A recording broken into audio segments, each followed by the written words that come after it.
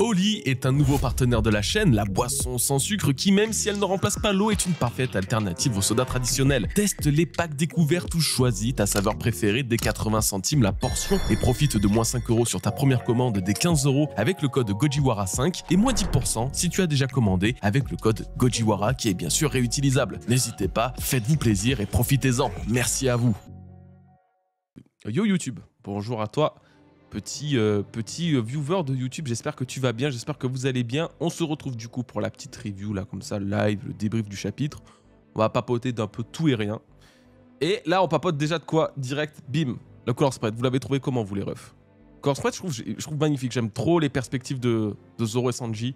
Sanji trop stylé, Zoro pareil, non vraiment, vraiment beau. Franchement, rien à redire.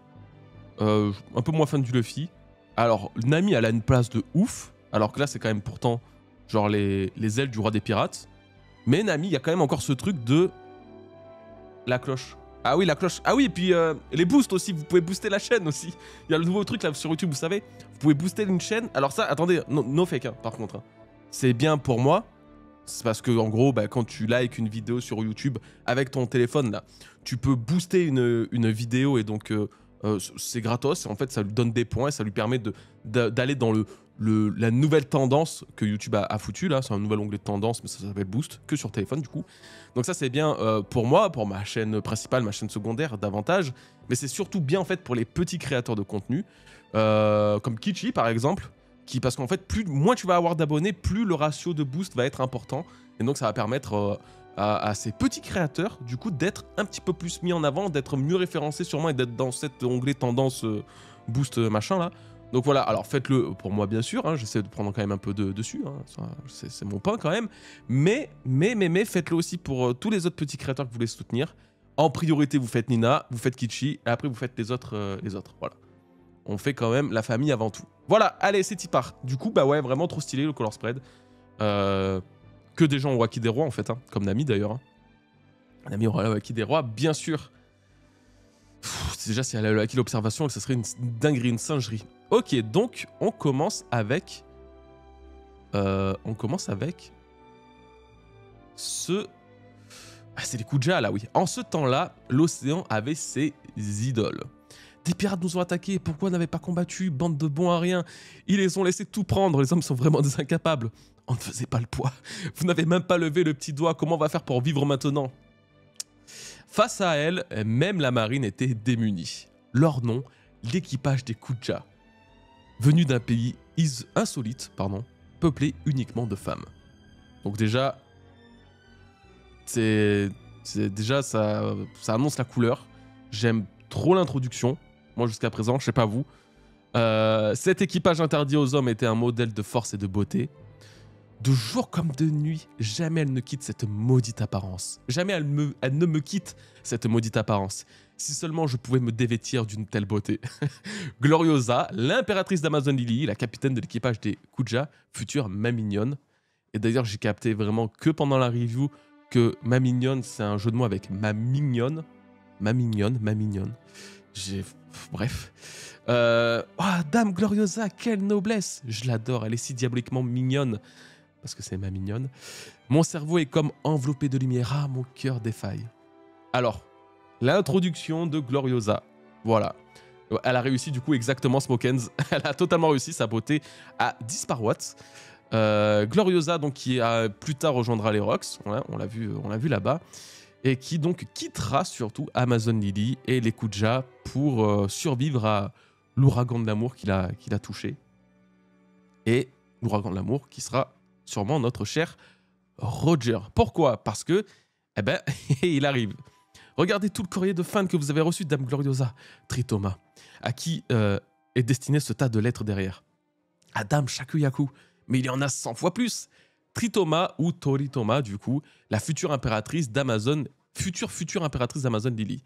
Effectivement, nous avons là l'impératrice qui succédera à Shaki, qui a été dévoilée. Oui, ça va, tu essaies de creuser un trou là, tu fais quoi là?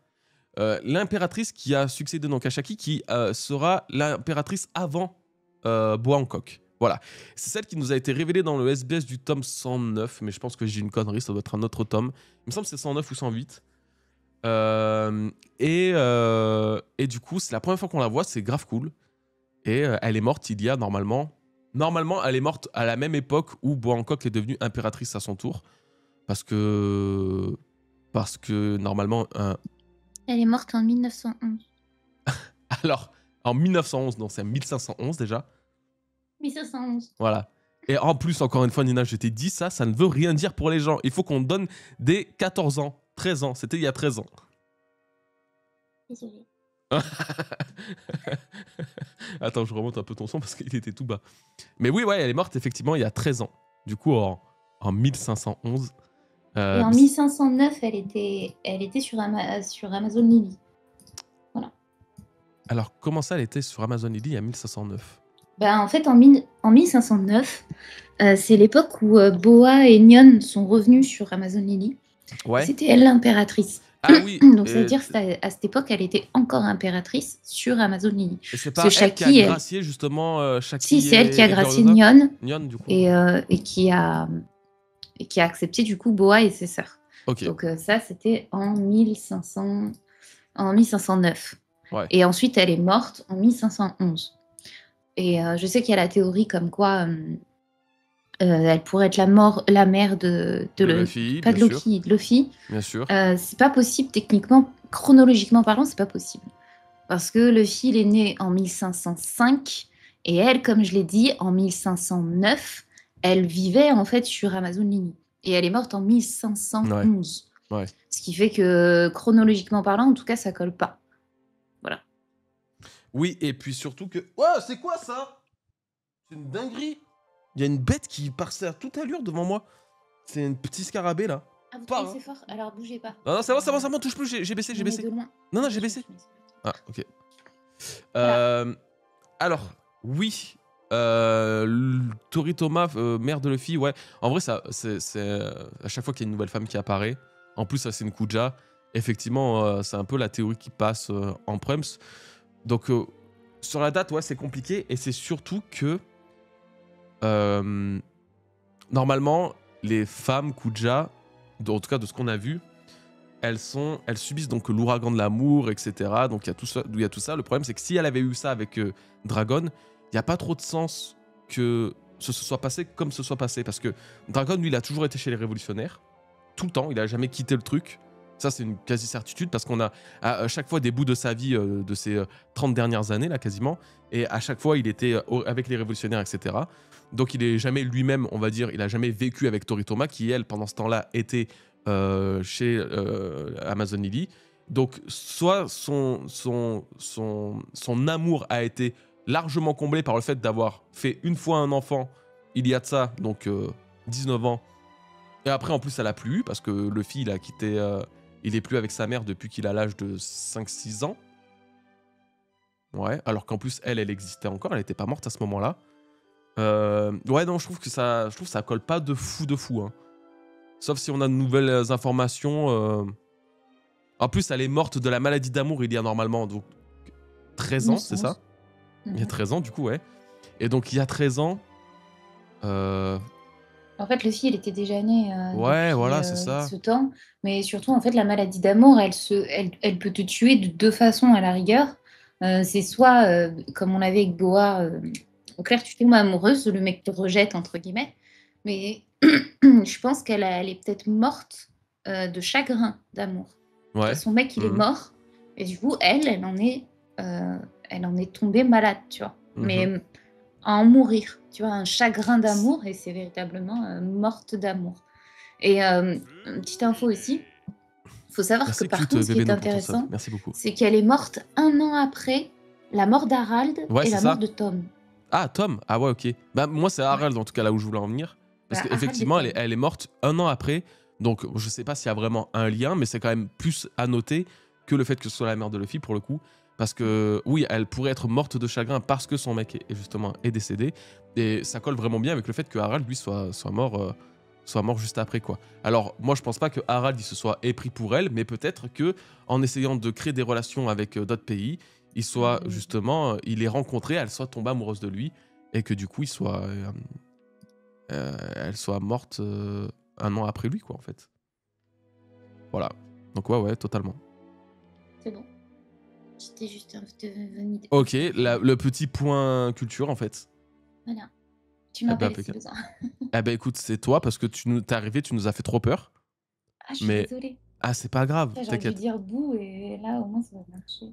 Bien sûr. Ah oui, parce que c'est son truc, elle veut absolument nous faire mourir de peur, on sait pas pourquoi. Avec son bout. Voilà, t'aimes bien, ouais. Eh ben ça marche, Niette. De toute façon, tu reviendras d'ici là, je pense. Oui, sûrement. Allez, des bisous, à tout de Allez, des suite. bisous à Touti. Donc, voilà, pour Tori Thomas, en plus, c'était un truc que je voulais dire, c'est bien qu'on ait pu en parler tous les deux. Donc, je sais que c'est tentant, mais la théorie le maire de Luffy, bon, pour l'instant, prenez-la avec quand même de très grosses pincettes. Hein, voilà. Je rêve, c'est pourtant moi la capitaine. Même fâchée, vous êtes resplendissante. Eh oui, la vedette du moment dont la beauté surpassait même celle de Gloriosa n'était autre que la vice-capitaine Shakuyaku. Capitaine d'un vaisseau ennemi, oh là là, mais c'est... Ah, ici Roger, votre sort est scellé, équipage des Kuja. Oh, l'équipage de Roger. C'est aujourd'hui que vous allez nous remettre la vice-capitaine Shakuyaku. Tu t'obstines encore, Roger, alors que moi je t'aime. Emparez-vous d'elle. Et là, je trouve c'est trop bien, elle est trop bien introduite. Je trouve ça trop stylé. J'ai pas arrêté de l'imaginer en anime, ça peut être trop marrant. Il y a le brouhaha, il y a Roger qui arrive avec son haut-parleur, machin. Tout le monde est un peu en extase, machin. Et puis d'un coup, elle sort. De qui vous dites vouloir vous emparer? Et là, la porte s'ouvre, il n'y a plus aucun bruit. Ah, quoi? Oh, Dame Shakuyaku. Il fut dit un jour que chacun de ses gestes était une tentation. Mes fleurs, accepte mes fleurs, non, prends les miennes, Shaki. Face à elle, les fleurs perdaient leurs pétales. Les oiseaux oubliaient leur chant et les hommes commençaient à s'écharper. Pas tous à Shaki. Tiens donc, Gaban, quand tu m'appelles par mon nom, je perds tous mes moyens. Ça fait un bail, Roger. Tu vas regretter d'avoir frappé Gaban. Et zut, tu me plais trop, Shakuyaku. Et c'est réciproque, Roger. Devant ce parangon de beauté, les puissants ne cessaient de se ridiculiser. Seulement voilà, je n'appartiens à personne. Waouh, embarquez tous leurs trésors, le ciel nous appelle. Roger, tu te rends compte que je t'aime, moi? Pousse-toi, Gloriosa, tu m'empêches de voir Shaki. Je te plains, mon pauvre vrai. Ouais, je suis vraiment entouré de crétins. Et voilà, Shakuyaku, vice-capitaine de l'équipage des Kuja, qui apparaît avec un flot de fou et surtout qui met à l'amende totalement les hommes de l'équipage de Roger. Voilà, c'était une trop bonne introduction, je trouve. Trop stylé, trop marrant. Ça fait du bien de ce genre d'humour. Et puis, c'est même au-delà de l'humour, c'est juste vraiment un fait. C'est l'impact qu'a Bangkok aujourd'hui en tant que magnifique impératrice des Kuja, là. C'est l'impact qu'elle a vis-à-vis des autres personnages. Et on n'a jamais trop eu l'occasion de vraiment le voir. Mais normalement, c'est comme ça que les hommes sont censés réagir en la voyant. Et là, voir un Roger comme ça, c'est génial. Alors, alors, bon. En fait, il y a déjà deux choses qui sont assez marrantes. T'as Gaban, lui, qui perd tous ses moyens quand elle dit son prénom. Donc, évidemment, parce que c'est le ministre de l'amour hein, de Elbaf, lui, c'est le Sanji de l'équipage, donc forcément. Ce qui est marrant, c'est que du coup, Roger, qui est là un peu une figure, wow, le roi des pirates, machin, toujours très très sérieux, toujours ci et ça, finalement, il est hyper sensible face à elle et finalement, il n'arrivera à rien, voilà, tout simplement. Il n'arrivera jamais à la conquérir, tandis que, vu que c'est la vice-capitaine de l'équipage des Kuja et que la capitaine des Kuja aime Roger, le capitaine de l'équipage de Roger, elle, Shaku, donc la vice-capitaine des Kuja, aime le vice-capitaine de l'équipage de Roger qui est Riley, parce que tu vois, il y a ce truc où Riley lui est un peu insensible, etc., mais qui est finalement touché par sa beauté, et finalement on verra plus tard qu'ils finiront par être ensemble. Et merci Antowara pour ton sub, mon ref. Je lis ton message juste après. Donc voilà, j'ai beaucoup aimé tous ces petits parallèles et tout qu'il y a, et puis ouais, le flow à la Sanji totalement. C'est vraiment un personnage qui dégage autant de classe que Sanji. J'aime trop. Ça doit être la clope, hein, mais ne fumez surtout pas, hein, mais ça doit être ça apparemment. Oda, il doit réussir à donner du acquis des droits aux utilisateurs de clope. Mais vraiment trop stylé, trop belle scène, trop marrant de voir Roger comme ça. Et puis en plus c'est bien d'avoir cette partie. Alors il y a plusieurs raisons à pourquoi on a ce genre de scène là maintenant. Déjà parce que Gloriosa plus tard elle va rejoindre les Rocks, Donc c'est quand même un truc, tu sais, qui va arriver et qui va faire... c'est pas pour rien qu'on la voit là, Gloriosa, mais ça permet aussi d'introduire Shaku, qui est donc la femme aujourd'hui de Riley, plus en même temps, ça permet d'introduire Roger jeune qui va se friter avec Garp qui arrive au même moment. Je trouve que Oda, il a plutôt bien fait son truc, honnêtement, dans le sens où, je sais pas, il était obligé de nous dévoiler, avec tout ce qu'il y a eu sur les Rocks, il était obligé de nous dévoiler un peu de l'équipage de Roger, un peu l'équipage de Garp.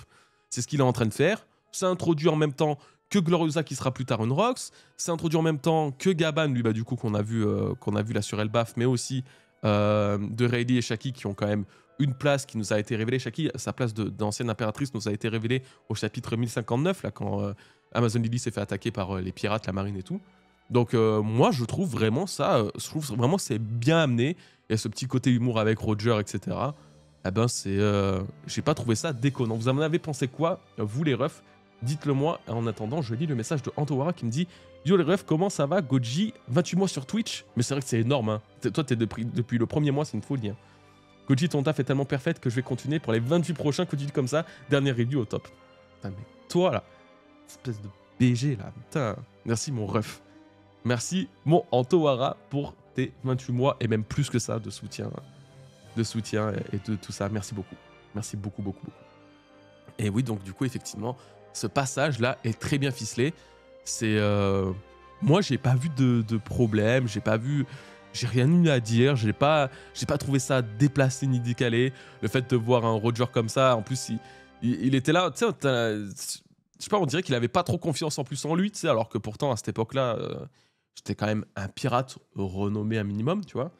Donc, c'est bien de voir les Kuja comme ça aussi, se rappeler que c'est quand même des pirates de base, tu vois. Donc ça, et puis en plus, ça nous permet aussi de mettre une nouvelle date à ce putain d'œuf qu'il y a sur le bateau de Roger. Donc, il y a 44 ans, le bateau de Roger existait, l'œuf sur le bateau de Roger était déjà présent. Ce qui nous confirme donc, parce que oui, ça se passe il a 44 ans, ça. Ce qui nous confirme donc, déjà, qui décale l'hypothèse totalement, du moins, que Roger n'a pas récupéré cet œuf sur Lodestar. C'était une question qu'on pouvait se poser, parce que, en fait, à chaque fois, l'équipage de Roger, enfin, l'histoire de Roger, nous, on l'a à l'envers. Ça a commencé par sa fin, avec son exécution, et petit à petit, hop, on gratte un peu des années, où on voit un peu comment il était, genre quelques semaines avant sa mort, quelques mois avant sa mort, quelques années avant sa mort. Après, on l'a vu aller sur l'Aftel, et puis après, en fait, à chaque fois sur Remonte, on a eu un seul gros flashback, c'était avec Riley, quand il nous a montré, quand il se remémorait sa rencontre avec Roger, plutôt, et le truc du chapeau de paille et tout. Mais sinon, en vrai de vrai, Roger, c'est vraiment... son histoire à l'envers, quoi. Donc c'est bien qu'on puisse remonter à chaque fois qu'on arrive à gratter ne serait-ce qu'une année sur sa chronologie, et qu'on arrive à du coup capter que l'œuf était toujours là, qui est un peu quand même l'un des mystères principaux autour de l'équipage du roi des pirates. Au moins on peut se dire, tu vois, à ce moment-là, il avait donc, on met déjà de côté le fait qu'il ait récupéré sur God Valley par exemple, ou on met de côté qu'il ait récupéré sur Lodestar. Voilà. Donc moi, je trouve ça trop bien. Je trouve ça vraiment, vraiment trop bien. Vous en avez pensé quoi, vous, du coup? Alors, attendez, je vais vous lire. Je peux vous lire des deux côtés, je sais même pas où vous lire. Là. Alors, tac, tac, tac. Vraiment gros kiff ce chap. Démystifier un peu Roger tout en créant le narratif de Chebek. Je trouve ça cool. Chebek a une vibe. Et exactement. Franchement, tes reviews One Piece sont très cool et limite pour Nina et toi, le format live du Twitch du dimanche, c'est mieux pour elle. Continuez comme ça, c'est trop cool. Merci mon ref. Ok, t'étais un peu sur la discussion de tout à l'heure, toi. Mais oui, merci beaucoup. Alors, tac. Ça va bien. Ouais, dernier préparatif en reprise de demain. Courage mon ref. Je vous rejoins au passage pour bien finir les congés. Écoute, profite bien mon Anto. Alors, je suis curieux de connaître les empereurs de l'époque. Sur le 1155, on sait qu'il y a Rox, peut-être Roger, mais les deux autres. En fait, ça nous a jamais été annoncé qu'il y avait d'autres empereurs que... En fait, on ne sait pas depuis quand datent réellement les empereurs. Rox n'était pas reconnu comme étant empereur réellement. Donc non, il y a même moyen que dans ce flashback, on découvre la création des empereurs. C'est pareil, les Shichibukai, là, on n'en entend pas parler. C'est que ça a dû être créé après la défaite de Rox, possiblement, justement, pour euh, pour contrebalancer justement la réapparition possible un jour d'un équipage aussi terrifiant et que la marine et le gouvernement aient une force d'opposition peut-être. Donc ouais, je sais pas. Mais en tout cas, non, à ce moment-là, il n'existait pas encore les empereurs et tout ça.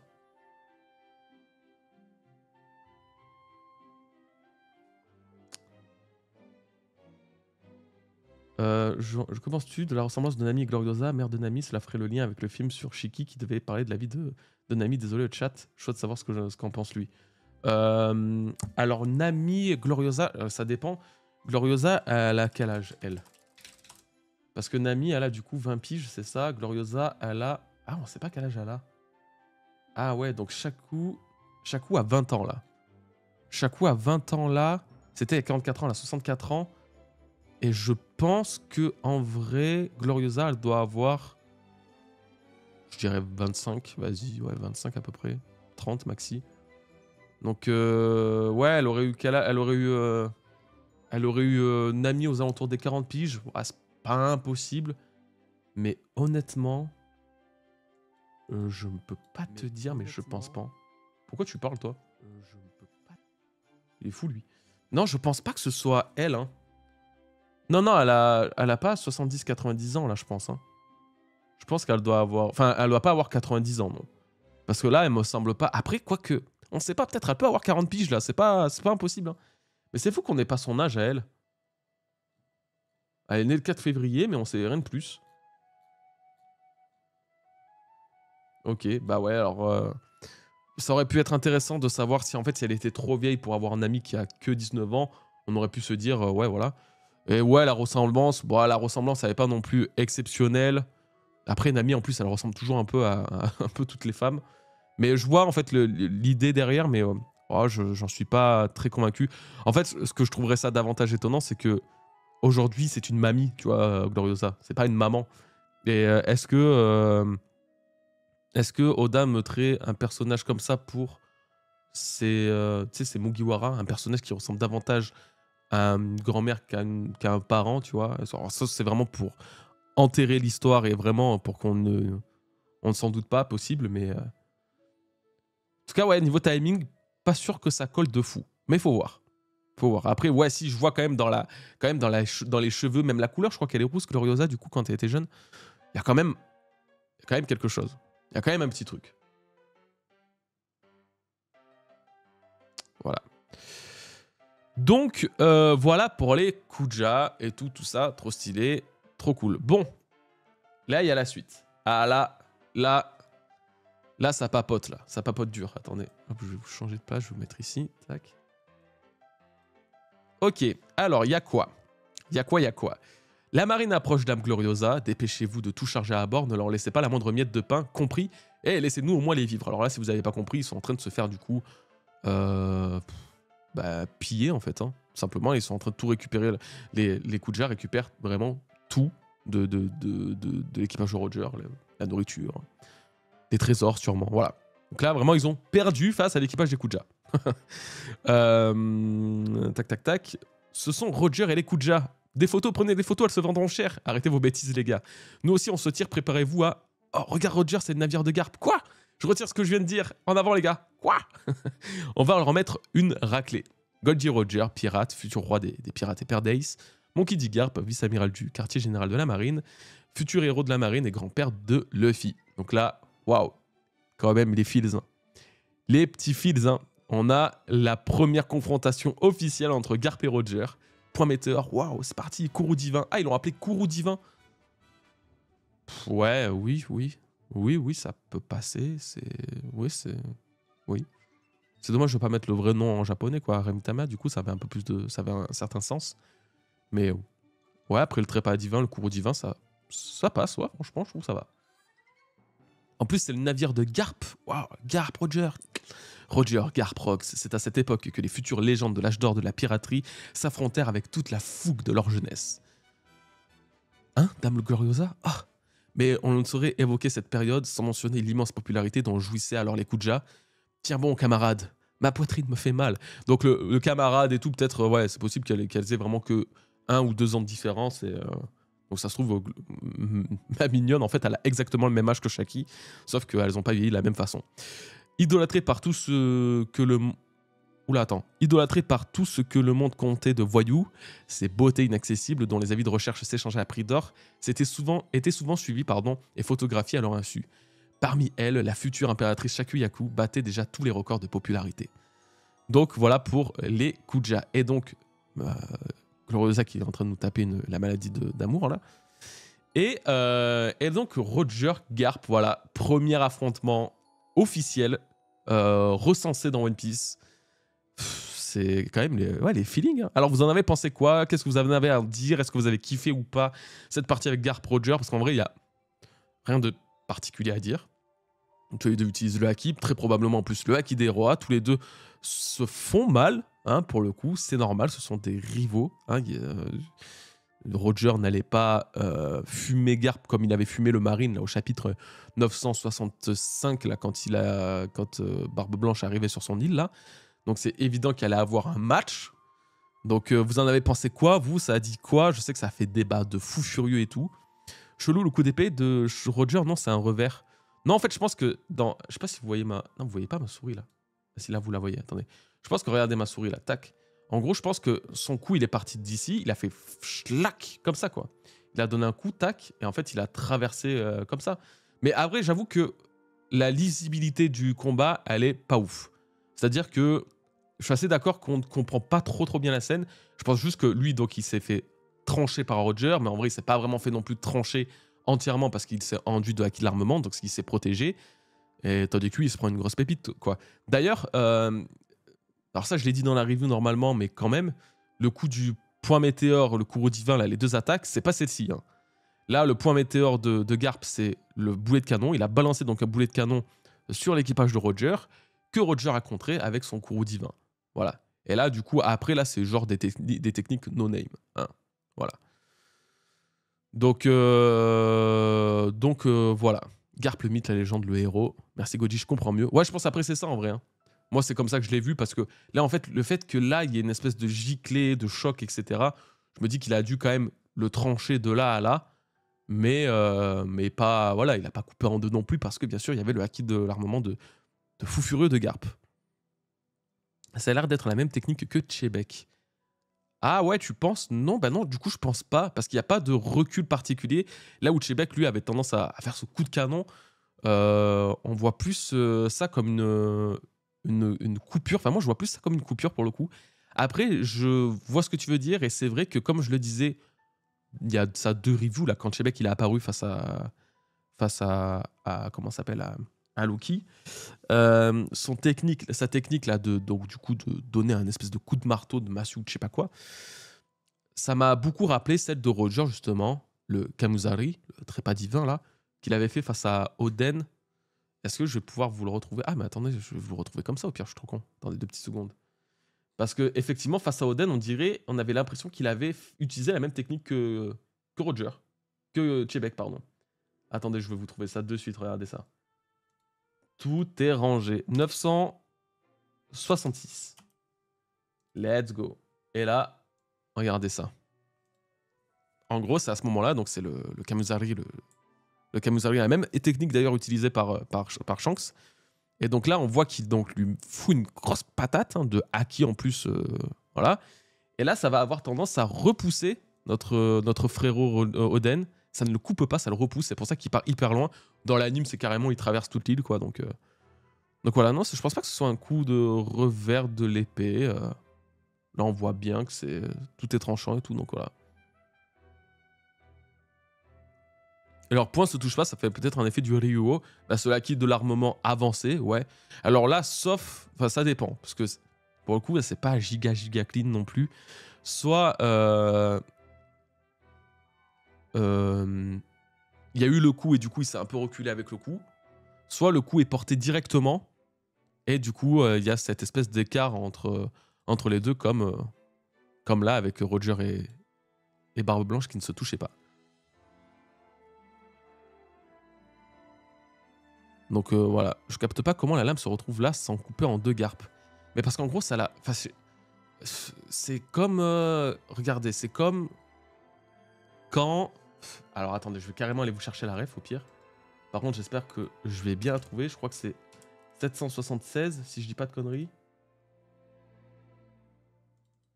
Non, c'est pas 776. Ah, Gogo, tu fais n'importe quoi. 777 alors, peut-être? Attendez, hein. Et de toute façon, les gars, à aucun moment, les attaques dans One Piece... Ah non, c'est 778, du coup. Je vais vous montrer, hein. 2 secondes, 2 secondes. À aucun moment, les attaques dans One Piece, quand elles traversent un personnage, elles le coupent en deux. Regardez.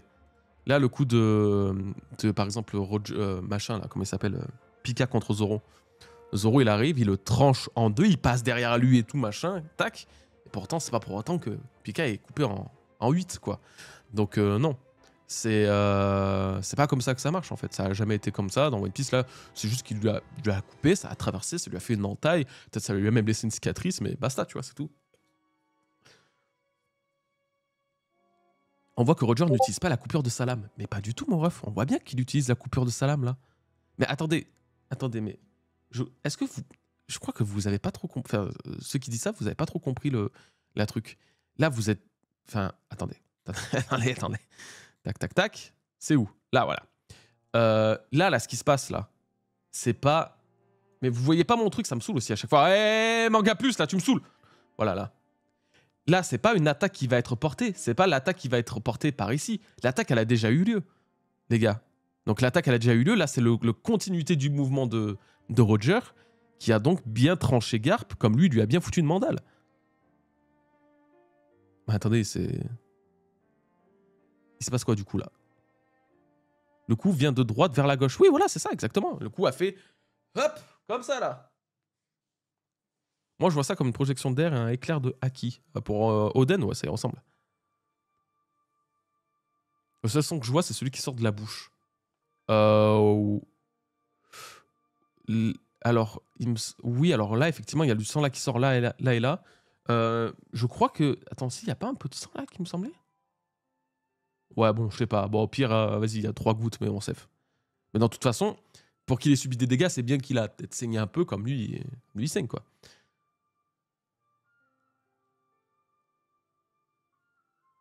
Faut aller sur Mangamon comme dans ta vidéo. Ouais, en vrai, hein, c'est plus pratique. Hein. En fait, c'est pour voir les deux. Parce que vu qu'on a tout analysé à travers Mangamon, d'ailleurs, les goths, hein, je répète, les goths Mangamon, merci à eux, ils se reconnaîtront.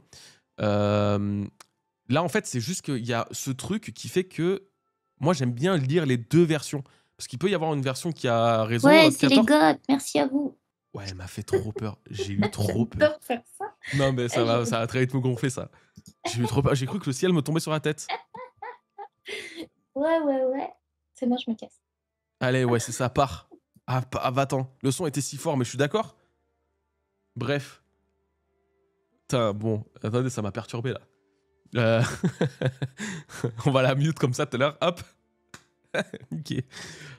Du coup, qu'est-ce qu'on disait? Oui, je sais plus, mais moi, j'aime bien voir les différentes traductions. Voir ce que l'un et l'autre dit. Voilà. Alors, New Trauma. J'ai une take, Garp se fait Shambles avec le boulet qui vient d'être découpé par Roger. Garp se fait Shambles avec le boulet qui vient... Ah ouais, c'est ça, ouais, bien sûr. Bien sûr. Donc voilà, Roger, il finit avec sa tête, c'est la vie de la recherche de Sanji. Ouais, c'est vrai, hein. De toute façon, bon, après, tu te prends un point de Garp. Bon, hein. Mais ouais, vraiment, la scène, trop stylée. C'est bizarre, d'ailleurs, que vous ayez du mal à la capter, alors que... Enfin, le mouvement en lui-même est assez, pour le coup, est assez compréhensible. Après, peut-être qu'il n'a pas entièrement non plus réussi à le toucher. Mais là, vu qu'il y a toute cette partie-là, je pense que c'est en fait, voilà, la suite. Là, c'est tout l'impact qu'a eu Salam, en gros. Voilà. Garp, on dirait vraiment Luffy sur cette scène. C'est vrai, hein. C'est vrai. Hein. Là, pour le coup, autant on peut douter que Dragon soit le vrai père de Luffy quand ils ont aucune ressemblance physique, autant Garp, t'as aucun doute. Aucun putain de doute. Alors par contre, je crois que je vais réactualiser parce que le site a encore décalé toutes ses pages. Roger se fait défoncer par Garp, c'est tout. Il se fait pas du tout défoncer par Garp, comme Garp ne se fait pas défoncer par Roger. Les gars, c'est juste... Là, il y a juste une... C'est juste un combat... Là, ils ont juste nullifié leur attaque respective. Voilà, c'est juste deux mecs qui combattent plus ou moins au même niveau, entre guillemets, du moins, deux rivaux, et ils se touchent et ils se font du mal tous les deux. Il n'y a pas un qui se fait défoncer plus que l'autre pour le coup. Le Garp ressemble beaucoup au Nightmare Luffy. Ouais, c'est vrai aussi, un peu avec les cheveux, ouais. Après, c'est comme Luffy qui se prend des coups par ses adversaires et pourtant après il win. Non, mais de toute façon, en fait, les gars, cherchez pas. Cherchez rien en fait. On sait très bien que Roger est plus puissant que Garp. C'est tout. Là, c'est juste que. C'est juste que. C'est pas parce que Roger est plus puissant que lui, du coup, il doit être sa petite chienne et juste faire que subir son courroux. Non, non, ils ont une rivalité. Une rivalité, ça veut dire que les deux personnages peuvent combattre ensemble, se faire du mal, et même s'il y en a un qui l'emporte, ça ne sera pas une domination totale et absolue. Voilà, Roger, c'est pas une domination totale et absolue. Genre, c'est pas du, par exemple, Mihawk Baggy, tu vois. C'est pas là actuellement, c'est pas du Luffy contre Doflamingo. Là, Luffy Doflamingo, il y aurait, on pourrait appeler ça une domination absolue actuellement, tu vois. Bouh. Ah, là, ça va, j'ai pas eu peur. Mais par contre, Non, tu vas c'est faire. une blague parce que c'est Non, le bout. Vas-y, ça ouais, me je fait. pense. Mais par contre, tu vas faire ça toute la soirée là, du coup, tu vas nous faire peur tout le temps. Je voulais te donner un tips pour Garp, Ouais, parce que c'est mon goth. ouais. Edgar Carker. Est-ce que tu en es à l'analyse de l'attaque de Roger? Ouais, Garp. Bah, l'attaque de Roger, on l'analyse pas forcément parce que j'en ai parlé et tout, mais oui, on est au combat Roger Garp. C'est intéressant la technique qu'a utilisé Roger dans ce chapitre, parce Ouais. qu'elle prouve bien qu'il a considéré Garp à ce moment-là comme un danger.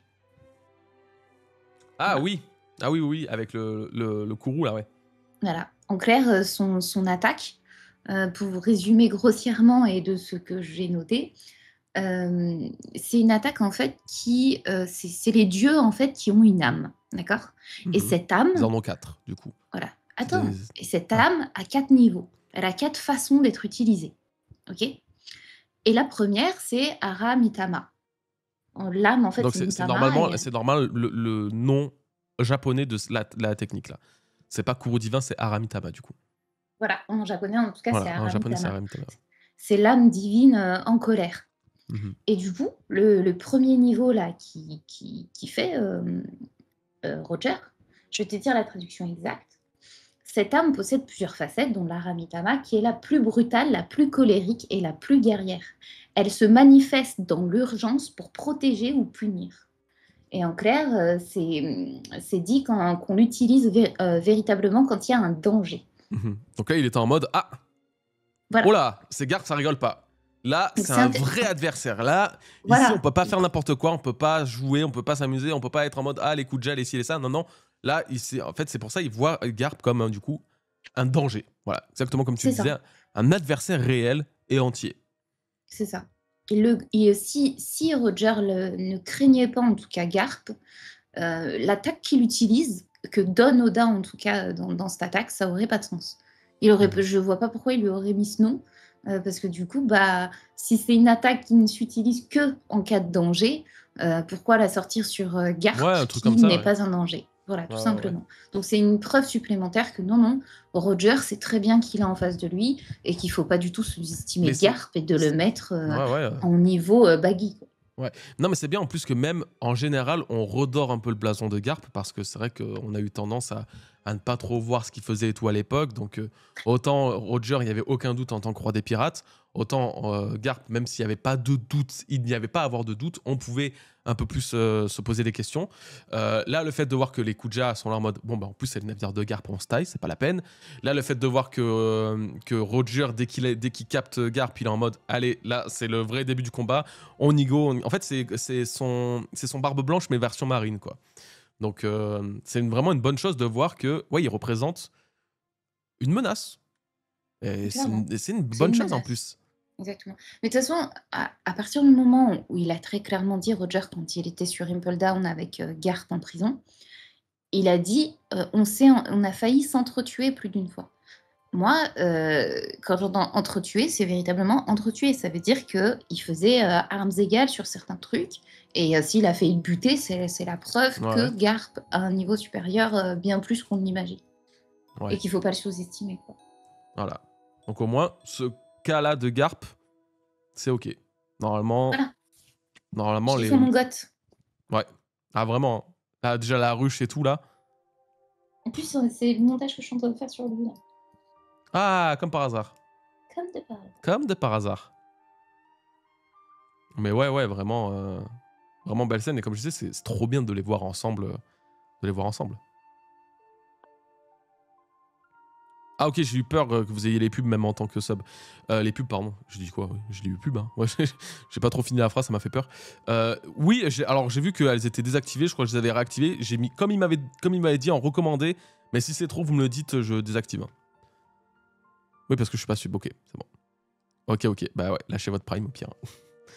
Ok, eh ben voilà, on va passer par la suite. En tout cas, vraiment banger ce début de chapitre. Moi, je l'ai kiffé. Vraiment, je trouvais ça trop bien. Voilà. Et là, on arrive à un autre truc. Ah, on arrive. Petit détour à Elbaf. Elbaf à la taverne d'Ida. Donc là, on est souterrain, là, monde souterrain. Voilà. Lorsque Loki a chaviré et commence à se noyer, j'avoue que j'ai hésité à le secourir. Moi, alors là, moi cette scène-là, j'ai rien à redire. Là toutes ces 2 pages-là, honnêtement, elles me trouvent le cul, voilà, je vais le dire.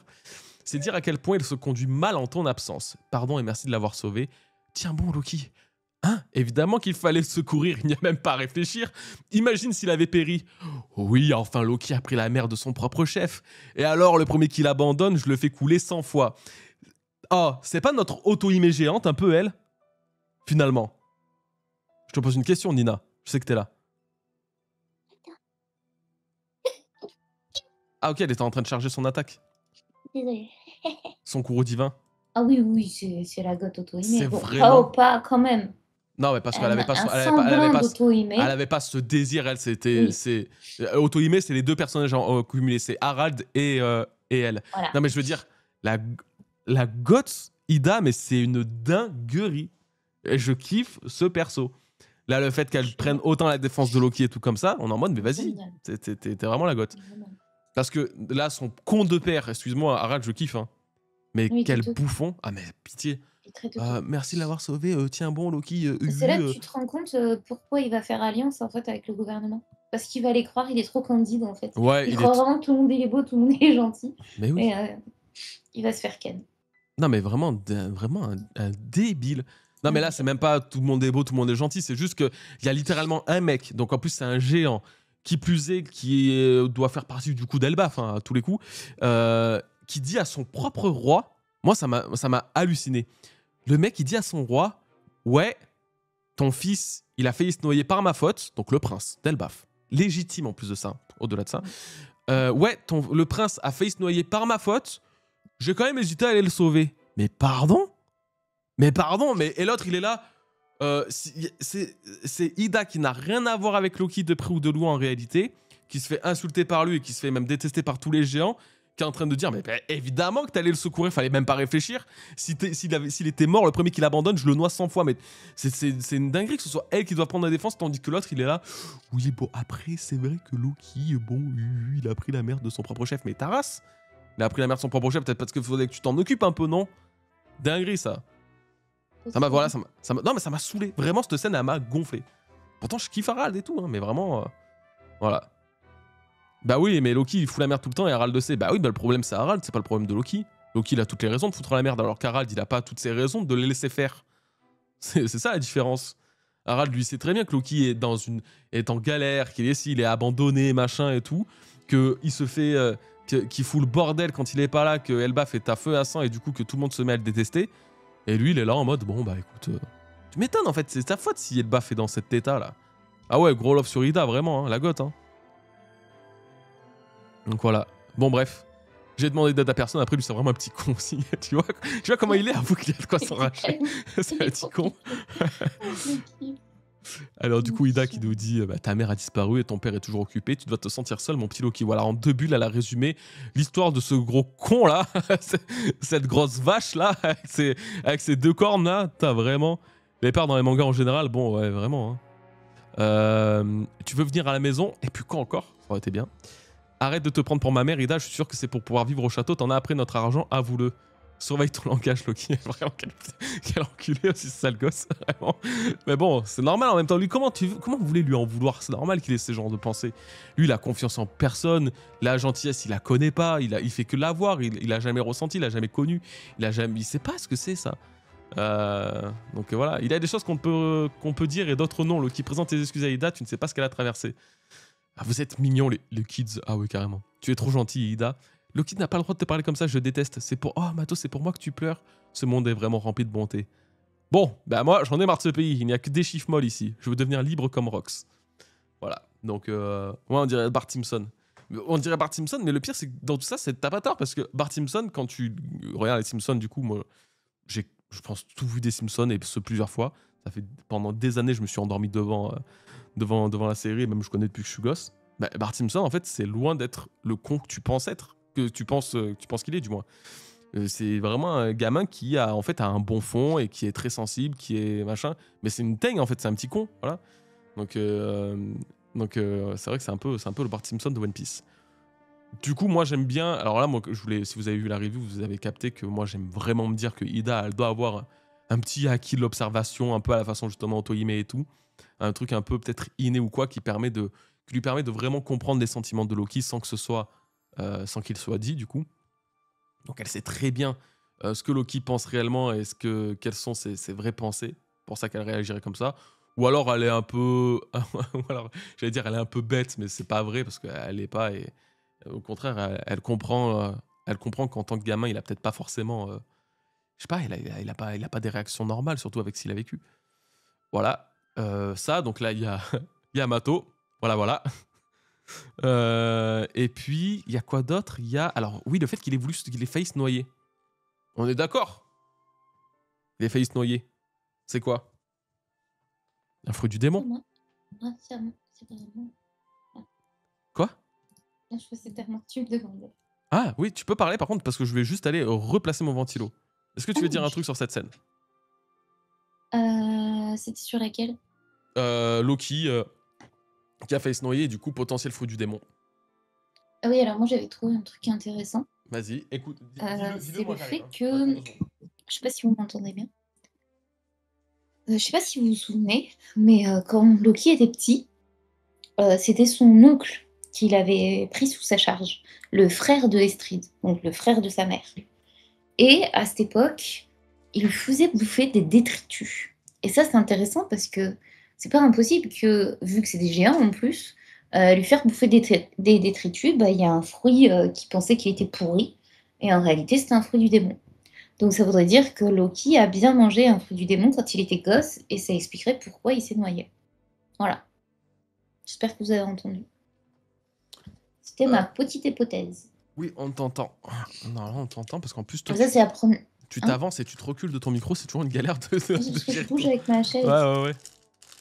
Donc il y Oh avait là là, cette le hypothèse, Erwan. ou sinon la deuxième, Ouais. c'était que par fin, comme avec Yamato et Momonosuke, vu qu'il restait tout le temps au monde souterrain et que son oncle donc le privait de manger, bah, il est peut-être allé chercher à manger, etc. Soit il a bouffé un fruit random, du coup, comme Yamato et Momonosuke, soit il est allé chercher Hmm. le fruit du démon qu'il y avait dans le coffre Eh oui, parce qu'il y avait personne pour le d'Harald. protéger en vrai ce truc, il y avait pas, Voilà, je veux c'est dire, ça. enfin il y avait les gardes mais il y avait Vu que pas son père Harald n'était quoi. pas là. Voilà, c'est les deux hypothèses que j'avais dans ma tête.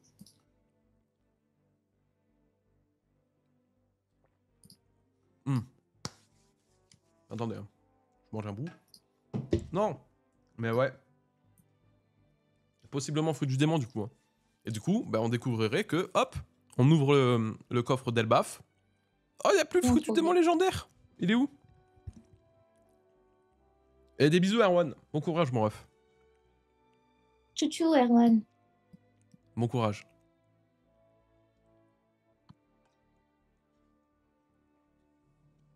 Je trouve cette scène super dans le sens où Loki rejette l'amour qu'on lui donne du fait de tout le rejet qu'il a et qu'il continue de subir, alors qu'il voue un culte à Chebek qui n'en a rien à foutre de lui et le violente.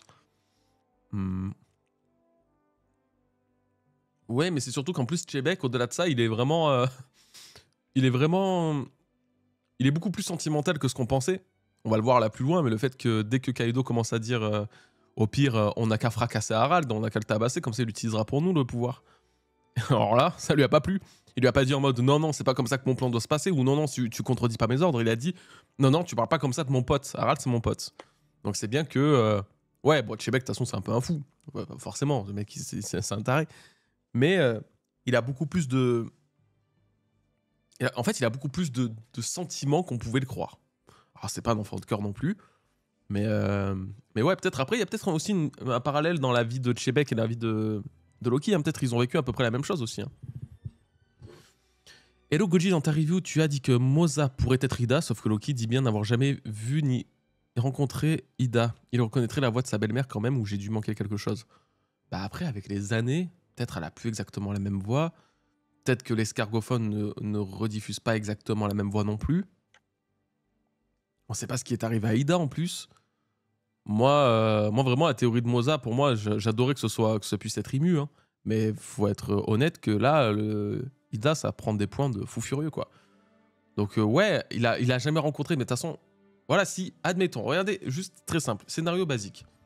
Loki, il se retrouve enchaîné sur Elbaf, là, depuis 6 ans. Voilà, après en être parti et tout, il se retrouve enchaîné pendant 6 ans sur Elbaf. Après avoir pris la mer pendant 7 ans, je crois, un truc comme ça.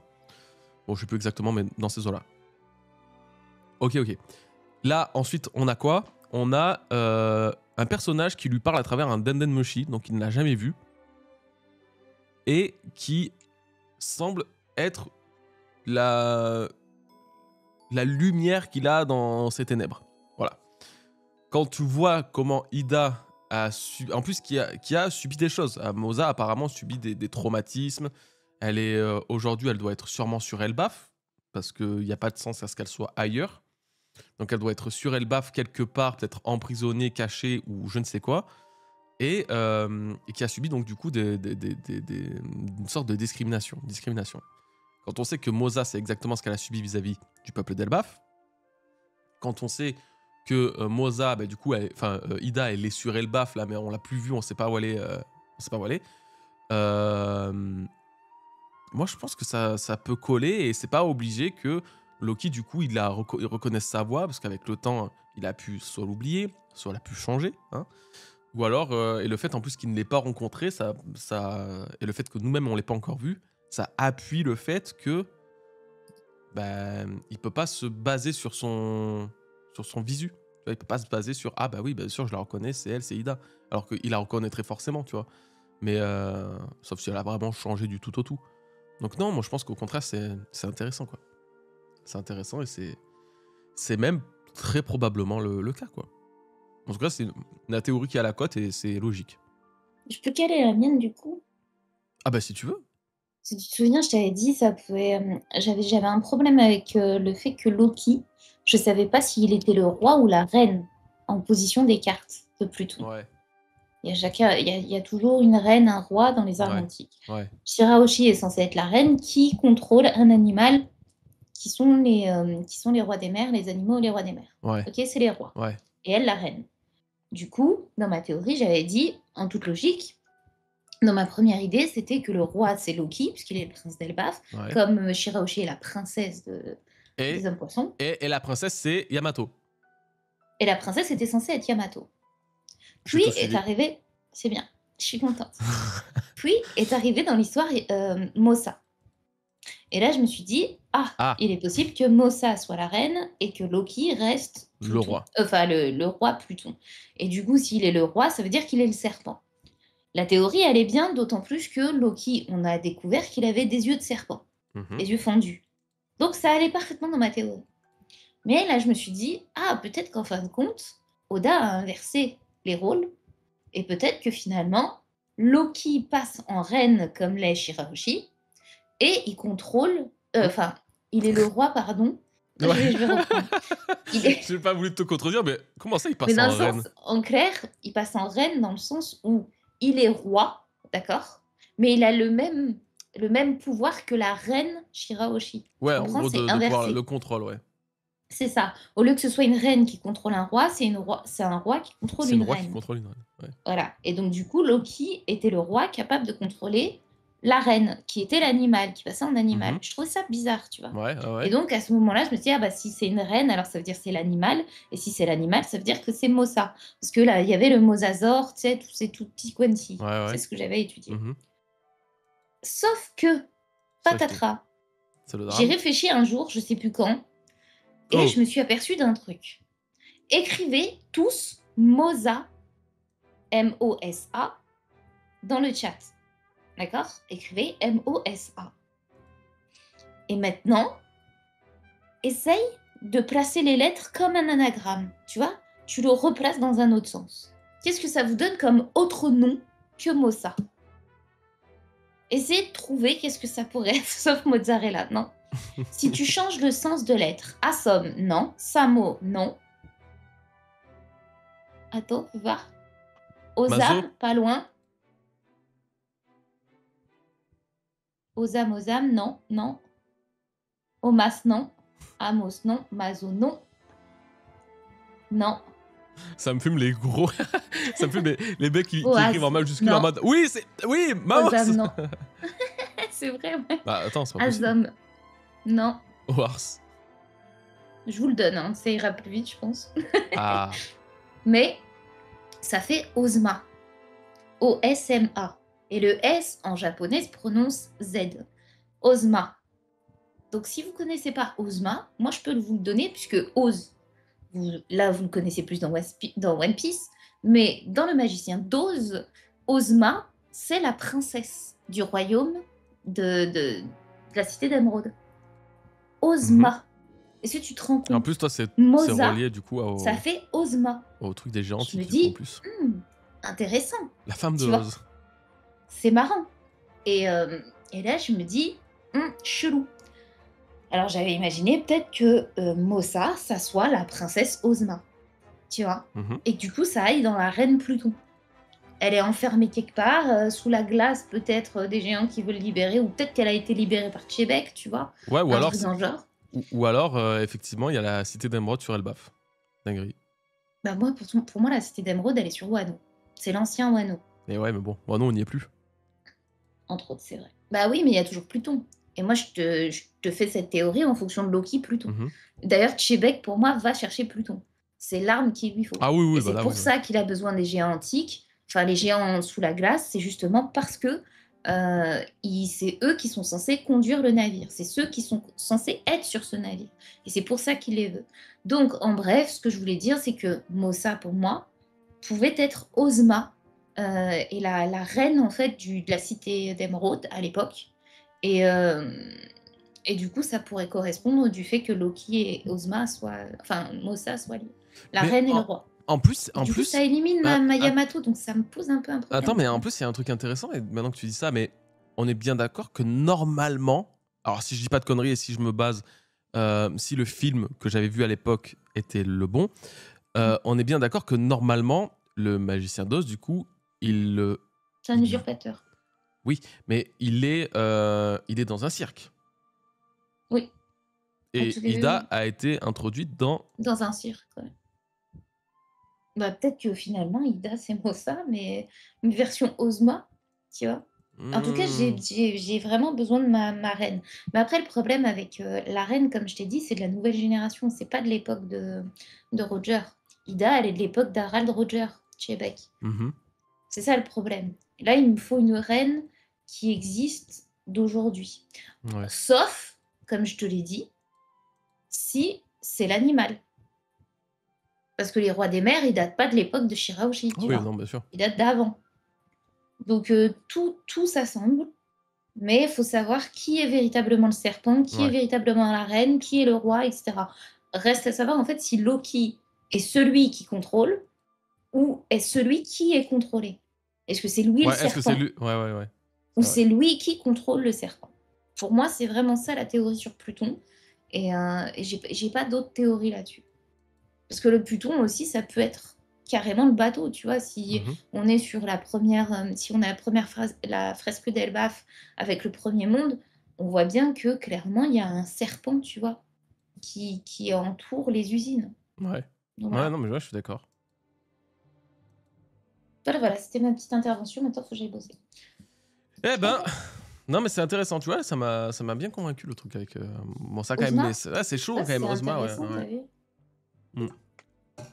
Mais oui, c'est vrai que ça reste quand même, putain, ça reste compliqué. Hein. Vivement qu'on l'ait aussi cette révélation, parce que depuis le temps.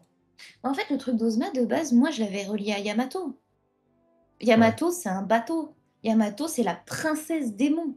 Yamato, c'est celle qui est censée protéger Wano. C'est le roi Yamato à l'époque du Japon. C'était vraiment le prince Yamato, tu vois, qui protégeait le Mhm. pays. Mhm. Et elle a ce nom. Yamato, là où il y a Pluton, c'est Wano. Ouais. Tu vois, donc pour moi, Ouais. Yamato, c'était la reine. J'avais quasi plus de doute. Et d'autant que je la reliais à la princesse Ozma, parce que, en fait, l'histoire d'Ozma dans Magicien d'Oz, c'est que c'est la reine réelle de la cité d'Émeraude, mais elle ne le sait pas. En fait, elle a été transformée par Mombi, la sorcière, Oui, oui, oui, etc. c'est vrai qu'elle Et s'en rend pas c'était compte. un petit garçon. Elle pensait qu'elle était un petit garçon, en fait, c'était une petite fille. Et ça, c'est exactement l'histoire de Yamato. Mhm. Elle se prenait pour un garçon alors que c'était une fille, tu vois. Mhm. Exactement comme Ozma. Et c'est pour ça que pour moi, Yamato avait tout Tout pour être la pour être princesse, la princesse ouais, de la du cité truc, d'Emeraude, tu du vois. coup. La cité Mhm. d'Émeraude. Bah, D'autant que de là, toute façon, avec ma... c'est quasiment certain. Enfin, en tout cas, il n'y a aucune autre théorie qui se rapproche autant de la cité d'Emeraude que bah, tu sais, les géants Mhm. les géants et les géants antiques qui soient liés à elle, quoi. Bah, justement, C'est bien, le alors que ça, de fruit, base, on l'a. Ouais. tu le verras plus tard toi, mais c'est ça. D'autant plus que le fruit de Yamato, c'est le fruit protecteur de Wano Kuni. Ah oui, oui, oui. Et surtout, il est lié à la glace. Et ça, vous le verrez dans ma théorie, mais pour moi, je reste toujours sur le même fruit.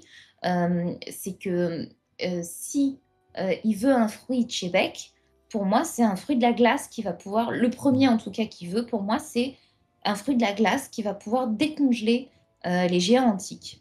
Mhm. Parce que ça doit être dans le passé de l'époque de l'Ancien Royaume. Celui qui a gelé la glace, enfin celui qui a gelé les géants, Je l'ai la classe. il n'y a que ce fruit qui peut les décongeler. Ouais. De la même façon que Boa, elle disait, bah, il n'y a que moi qui peut machin, machin, machin. Tu sais, qui peut dépétrifier. Ouais. Bah là, ça doit être dans le même style. En clair, il n'y a que ouais, ce ouais. fruit qui peut le faire. Ouais. Et donc, j'ai pensé Le à fruit deux du bien. fruits, forcément, à Okiji. Et là, j'avais pensé que Oh là là. c'était peut-être l'amiral qui a tué Chebek. Il l'a tué pour récupérer son fruit. Ouais. Et ce Ouais. fruit était le fruit de la glace d'Aokiji. Donc c'était peut-être même le père d'Aokiji. Ça, c'était ma première théorie. Et la seconde, c'est donc le fruit de Yamato, puisque c'est un fruit de la glace. C'est un Zoan mythique. Et il est lié à Pluton. Et les géants sont liés à Pluton. Donc c'est pour moi, soit un fruit... ce qui est sûr, c'est que pour moi, c'est un fruit de la glace pour dégeler les géants de la Galela. Mais c'est soit celui d'Aokiji, de l'amiral là, qui l'a tué Chibek, et qui serait son père du coup, soit c'est celui d'Yamato, ce qui collerait avec le fait qu'elle soit Pluton et qu'elle doit protéger.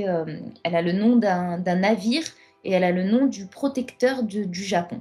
Voilà. C'est bon, je me la ferme, je te le laisse. Je vais aller Ouais, bosser. c'est auto-soulé. C'est une folie, ça. Parce que je vois l'heure et je me dis, je vais Ouais, mourir. ouais, ouais. Non, mais ok. Voilà, j'espère que ça vous aura plu, les petites. C'est un avant-goût de la review. Voilà, un avant-goût de la review. Eh Allez, des ben. bisous, des bisous. Allez, Je des te bisous, laisse. merci Ninette. Hein. À tout, hein. De rien, merci à toi. Des bisous. Je sais pas pourquoi, Tu vas mais de dire rien, encore merci. pute. À toutes. À toutes. Ah, le teaser. Ah ouais, Dina, elle nous a fait un trailer, là, carrément. Attendez, j'augmente le truc, s'il fait vraiment chaud. Oh! Voilà. Ouais, vraiment, cette histoire de Cité d'Emeraude, par contre, frère, putain, vivement. Hein. Oh, putain, le niveau d'analyse juste après. Oh, vivement, la Cité d'Emeraude, hein, The Bee. Bon, en tout cas, voilà. Hein. En même temps, hein. Je suis pas Nina 19, moi. Ok, bon. Allez, on continue. Putain, il y a encore beaucoup à dire, hein, en vrai. Beaucoup à dire, oui et non, en vrai. Bon, à partir de ce jour, chaque fois que Rox vint demander à Harald de le rejoindre, Loki le supplia de le laisser monter à bord de son navire pirate en vain. Ça vous soulage d'un point, hein, j'ai décidé de prendre le large. Vous m'haïssez peut-être, mais sachez que c'est réciproque. C'est réciproque. C'est qui déjà qui parlait comme ça aussi? Je sais plus. Ah bah c'est Chopper, putain, rien à voir. Ok, quelques mois après la prise de contrôle de l'île des pirates par l'équipage de Rox, donc on est toujours il y a 44 ans. Et t'es qui, toi? Tu veux rejoindre? Je veux rejoindre l'équipage de Rox. Ah, il n'est pas interdit de rêver, mais tu n'as aucune chance de rencontrer le capitaine. L'équipage de Rox, c'est un peu la réunion des pires crapules des mers. Tu vois ce gros rocher en forme de poisson, il paraît qu'ils sont là-bas. Tu n'as qu'à y aller si tu veux les rencontrer. Mais plus tu avanceras dans les terres, plus tu croiseras des cinglés. Alors bonne chance pour arriver à destination. Allez, file. Ah, il lui a vraiment mis une claque au cul là. Allez, allez. Waouh, laisse-le tranquille, hein.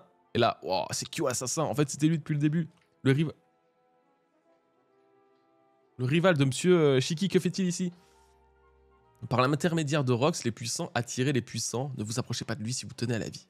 Voilà, donc là, on a Kyo, une crapule, bien sûr. Futur Hache d'argent. Alors, donc, trop cool et tout, trop stylé, son apparence, vraiment trop badass. Truc trop marrant, par contre, c'est que effectivement, je sais pas si vous avez vu sur Twitter là, ce que j'avais dit, mais Oda, normalement, il s'est un peu planté là. Il nous a fait un peu une petite erreur. 1049, je crois. Parce que, donc là, c'était il y a 44 ans, c'était à l'époque où les Rox commençaient à se machiner, comme exactement là, avec Kaido. Sauf que quand Kaido il est arrivé sur l'île de la ruche, eh ben, il y avait déjà les trous dans la ruche. Alors que, ils n'y étaient pas. Parce que c'est Chebek qui les fait juste après. Et Chebek, il est fait à côté de Kaido. Donc, Oda, il a fait une bonne grosse erreur, en vrai. Et du coup, bah là, je pense qu'il pourra pas rien y faire, en fait. C'est comme ça. Hein. Il y a rien, là, il n'y a pas... Il n'y a rien à faire de plus, c'est une erreur, c'est comme ça. Le tome aura beau sortir ou quoi que ce soit, c'est capoute. C'est capoute. Donc voilà. Elle est... voilà. Bon bref, lui, en tout cas, il est trop stylé. Moi, j'avais bien aimé du coup la théorie, si j'avais vu, alors je sais plus du tout qui l'avait dit honnêtement, mais j'avais bien aimé la théorie qu'il puisse être infiltré, peut-être même à l'origine du Sword, et que ce soit un marine. Correction dans le tome papier, non mais même impossible, il n'y a pas de correction à avoir là, en fait, c'est juste... En fait, c'est... Regarde, à la rigueur, tu veux quoi? Tu veux corriger ce tome-là? Parce que c'est ce tome-là qui peut être corrigé. Là, ce tome-là, là, avec Rox qui est littéralement en train de détruire un mur, il n'y a pas trop de raisons qu'ils soient en train de le corriger, tu vois. Alors, ça fait vraiment changer le dialogue de lui, ça fait changer toute cette scène-là, et ça fait changer aussi toute cette scène-là. Enfin, après, là, ça va encore, c'est pas le pire, mais... Bref, vraiment, c'est pas facile. Mais ouais, non, c'est une erreur. On verra. Peut-être qu'il va assumer, il va laisser passer. Et puis, de toute façon, c'est pas grave en soi. Ça change rien, en vrai. Tac, tac, tac. Du coup, qu'est-ce que j'allais dire? Ouais, la honte, ouais. Ouh, Oda, putain, vraiment nul. Du coup, j'allais dire quoi? Tant que t'as ça, non, ça, on s'en fout, ça, on s'en fout. Ça, ouais. Ok, Osef. Trop beau ce bateau, d'ailleurs. Je sais plus tout ce que je disais. Alors oui, le fait qu'il soit du coup possiblement un membre de la marine qui a voulu infiltrer l'équipage des Rox parce que la marine s'est dit « Oula là, attendez, on a déjà pas beaucoup d'amiral. » Ça devait en avoir qu'un seul en fait. Donc on avait qu'un seul amiral, il s'est fait fumer. Ce Rox, il va falloir le tenir à carreau. Et si, par le plus grand des hasards, on y envoyait un infiltré? Et donc ça serait lui. Alors là, il a vraiment une réputation et tout, donc ça date pas d'aujourd'hui, lui, hein, qu'il a infiltré. Donc, c'est un pirate. Donc, je sais pas trop exactement où aller avec ça. Mais moi, j'aime bien la théorie. De la marine. Nina, elle a une bête de théorie sur lui. Elle a une théorie trop stylée.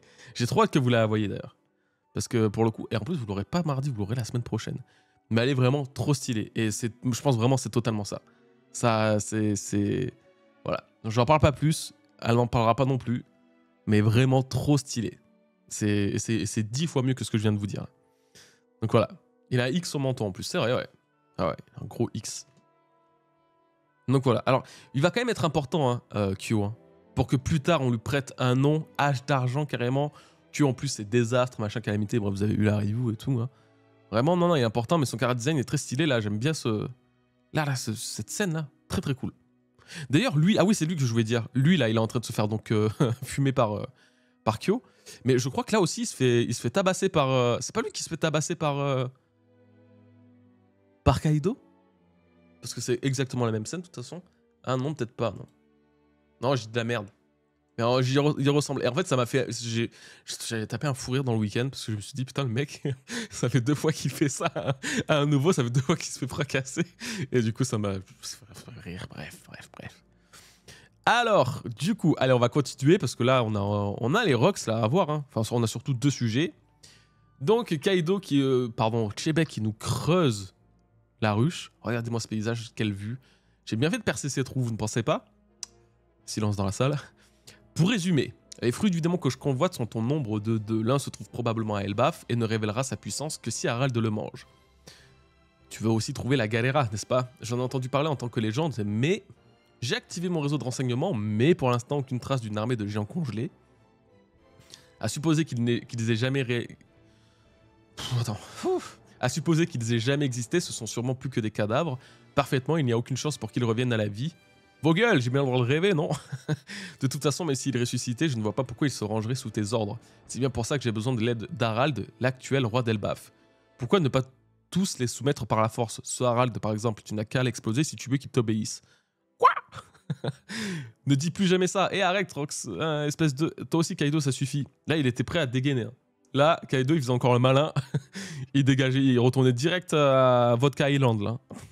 On s'est battu pour mettre la main sur cette île, vous n'allez quand même pas en faire un champ de ruines. Je sais bien que cette équipe finira rapidement par se dissoudre, mais bon, il a raison, attendons de nous être un peu plus enrichis. Ok, le petit nouveau à cornes. Captain John qui parle à Kaido comme si c'était son petit. Vraiment, mais quel monde on vit ça, tu vois, typiquement. Quand on a appris l'existence de Kaido, jamais on aurait pu imaginer ça, c'est trop stylé. Harald est mon pote, ose encore suggérer n'importe quoi et je t'élimine aussi sec. Le goth. Le flow Chiki, le flow de tous là, ils sont tous trop beaux à part Astrosen qui est moche comme un pou. Regardez ça. Regardez ça, on dirait un pustule. Ah, ça me dégoûte. On dirait un petit pois là qui a pourri là. Ah, j'ai envie d'appuyer sur son chapeau, faire comme ça, on dirait qu'il y a du pu qui va sortir. Il me dégoûte ce perso. Regarde ça, reste. Regarde. Beau, belle, beau, stylé, beau. Ouais, même beau lui en vrai. Belle. Bon, j'avoue, pas terrible. Stylé. Horrible. Ouais, les autres, exceptionnel. Alors, du coup, on a la scène finale, bien sûr. Hein. Écoutez-moi, vous tous, Elbaf est l'une des clés de la chute de la Terre Sainte. Que ceux qui ne me croient pas disparaissent immédiatement. Libre à vous de me suivre ou pas lorsque le grand jour arrivera, mais si vous choisissez de le faire, restez encore un peu à mes côtés. Je vais vous montrer le sommet du monde. Vous savez quoi, je vais parler de ça directement. Équipage de Rox. Alors, je vais vous parler de ça parce que dans la review, j'ai parlé de plein de trucs. J'ai grave analysé et tout, machin. J'ai pas parlé du grand jour qui arrivera. Pourquoi? Parce que je suis con et j'ai totalement zappé. Le grand jour, du coup, dans One Piece, le jour promis, etc., c'est un jour que tu assimiles à la levée de l'aube dans One Piece, normalement, ou du moins l'événement qui va juste précéder, en fait, la levée de l'aube. C'est deux événements qui sont vraiment ensemble liés, vraiment, c'est successif, voilà. Le grand jour dont mentionne Chebek, alors, moi je me suis dit, en fait c'est juste peut-être le jour où il va attaquer le gouvernement mondial, le jour où son plan qu'il mènera son plan à exécution. Moi je me suis dit c'est juste ça en vrai, faut pas trop non plus peut-être chercher. Mais en vrai, de vrai, je pense vraiment que là il parle c'est l'équivalent de son jour promis en fait. C'est le jour promis, c'est vraiment le jour où il allait en fait lever l'aube sur le monde, c'est le jour de la destruction, le monde sera renversé. Et c'est sa façon à lui de l'interpréter, donc il va sûrement avoir d'autres... Enfin, il a appris d'une autre manière, il interprète pas du tout en mode la libération du monde, je pense. Mais en tout cas, le grand jour, le jour promis, le jour fatidique, le jour élu, le promis de machin, là, tout ça, c'est donc lié à la chute du gouvernement mondial. C'est que ce soit via les vilains, que ce soit via les héros, que ce soit via les trucs antiques, etc., c'est lié à la chute du gouvernement. Donc voilà, c'est assez intéressant, mais j'avoue que j'étais pas en mode putain. Je voulais le dire et voilà, j'en ai pas plus parlé. Donc voilà, alors après, Elbaf qui est la clé de la chute de la Terre Sainte, ça nous a été plus ou moins aussi intimement dit, sous-entendu par, comment elle s'appelle, Gunko, qui disait ouais, moi Gunko, enfin non, elle n'a pas du tout dit ça, elle disait moi en fait, les géants seront décisif dans la grande guerre finale. Le groupe, le clan qui récupérera les géants sera le clan gagnant, entre guillemets. Donc ouais, ça correspond un peu avec le fait que la chute de la Terre Sainte, c'est l'avènement final de cette guerre. Jusque-là, on est OK. Donc montrer le sommet du monde, ça peut aussi laisser suggérer et sous-entendre que eux là, ils vont tous aller sur Marie-Joise à un moment. Et ça serait fou. Ça vraiment, ça serait une folie furieuse. Mais je pense pas. Mais ça serait une folie. Pas oublier que lui quand même, hein, le frérot Barbe Blanche, il connaît l'existence des Lunarians. Il connaît l'existence des Lunarians, il sait qu'à l'époque, il existait là-haut un truc à la place de... comment on appelle ça? À la place de Marie-Joise. Ce peuple. Donc va savoir si lui-même, j'allais dire limite s'il n'a pas du sang de Lunarian. Ça pourrait être stylé. J'ai jamais trop pensé à ça pour Chebek. Donc, ou qu'il connaisse quelqu'un, ou que même c'est un hybride avec un Lunarien et un humain, tu vois. Et que ce soit lui qui ait raconté l'histoire des Lunarians sur Marie-Joise à Barbe Blanche. Qui lui, alors, aucune pression, Barbe Blanche, hein, assis dans ses gravats là. Et voilà. Ils ont fini à God Valley les Rocks. Oui, ils ont fini à God Valley les Rocks. Mais là, God Valley, c'est dans 5 ans, quoi. 5-6 ans même. Donc, il peut s'en passer des choses en 6 ans. Sachant que là, en 4 ans déjà, ils ont créé la ruche, etc. Tout. Enfin, créé l'équipage et tout. Donc voilà. Donc là, il y a 2 trucs à dire. Bon, alors la Galera, moi je suis plutôt content. Voilà. Ça rejoint exactement ce que j'avais dit sur la présence de Chebek sur Elbaf, là au chapitre 1154. Là. Moi je vous disais, eh ben, s'il est là, le frérot, c'est peut-être parce qu'il veut venir récupérer. C'est peut-être parce qu'il veut avoir des informations sur la Galera. Parce que c'est exactement dans ce chapitre-là qu'on apprend justement l'existence de la Galera et de tout ça par comment il s'appelle par là, lui là, eux là. Donc là, très clairement, il te le dit sans te le dire, Chebek est en train de rechercher Pluton, une arme antique pour détruire le gouvernement. Voilà. Donc je suis content que ça se valide petit à petit, mais en fait, ce que j'aime encore plus avec cette théorie, c'est que du coup, ça rejoint directement cette théorie que j'avais fait sur comment ça s'appelle, sur Barbe Noire qui va détruire Wano pour récupérer Pluton. Voilà, il va détruire Wano avec son Gura no Mi pour récupérer Pluton et pour faire ce que Chebek n'a pas fait en fait, c'est ce qu'il n'avait pas pu faire. Donc c'est quand même intéressant de se dire qu'il pourrait éventuellement Barbe Noire dégivrer les géants de la Galela, mais en fait j'ai plus l'impression que finalement les géants de la Galela seront dégivrés par les alliés, les protagonistes, vous voyez, parce que c'est eux qui aideront Franky et les autres géants à créer la force d'opposition, donc un Pluton bis, parce que du coup oui, si Pluton sort, et si Pluton est utilisé, normalement les concepteurs des plans de Pluton et même les concepteurs de Pluton ont fait en sorte qu'une force d'opposition puisse être construite, donc un contre-Pluton. Donc il va y avoir normalement un autre Pluton, au même moment. 2 armes antiques qui vont s'affronter. Théoriquement, c'est ça. Le choc de 2 armes antiques. Juste ça. Voilà. Alors, oui, c'est vrai, Folkran, il se répète beaucoup, c'est vrai. Alors, qu'est-ce qu'il dit? Alors, Mama qui voulait les géants, ça vient de Chebek, cette idée du coup. C'est pour ça qu'elle pensait que ça la rendrait supérieure aux autres. Peut-être pour... ouais, oui, alors oui, très probablement. Après, en vrai, elle voulait déjà toutes les races et les géants sont les seules races qu'elle n'a jamais pu avoir. Donc oui, mais c'est vrai que le mythe du... La nation géante plus puissante que tout, c'est effectivement, ça doit venir de là et ça a dû venir de cette époque des Rocks, là, ouais. Mais quel est l'intérêt du coup de donner Pluton à Barbe Noire si c'est pour l'annuler avec un autre Pluton?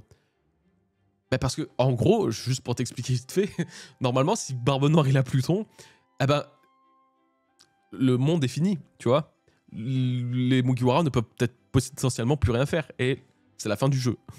Donc, si Barbe Noire a Pluton, parce qu'on reste quand même dans un shonen, hein, l'antagoniste il va pas réussir non plus tout ce qu'il fait. Il va récupérer Pluton, il va réussir à perpétuer le plan de notre cher Chebek. Il va même peut-être réussir, c'est peut-être même Barbe Noire qui va réussir à détruire la Terre Sainte, Marie-Joise, etc., même Redline. Et bim, vu qu'il va créer le chaos avec cette arme, Luffy va arriver avec son autre Pluton. Ouais, oh, tu fais quoi là? Et bim. Voilà. Non mais en vrai, c'est probablement ça. Là, le coup de Pluton, il n'y a quasiment plus aucun doute. C'est pas pour rien que les plans existaient, les plans ont voulu être récupérés. Et il y a cette possibilité dans le monde de One Piece de créer 2 armes antiques. Oda va l'utiliser, ce truc. C'est une quasi-certitude. Ah ouais, oui, Folkrod, t'es un bon gros tonne dial rayé même. Salut Goji, comment tu t'imagines Pluton? Parce que j'arrive pas trop à l'imaginer qu'un bateau fasse la diff. Bah... Tu vois la destruction de Lulusia? Bah c'est censé être pareil mais sur Terre, dans la flotte. Voilà, donc exactement je ne sais pas. Alimenter exactement comment, je ne sais pas non plus. Mais le bateau sera même... En fait, il y a même un truc que Barbe Noire va pouvoir faire avec la connaissance de Pluton et Poséidon. C'est que Pluton pourrait être... il pourrait essayer d'utiliser Poséidon pour tirer Pluton. Littéralement avec les rois des mers.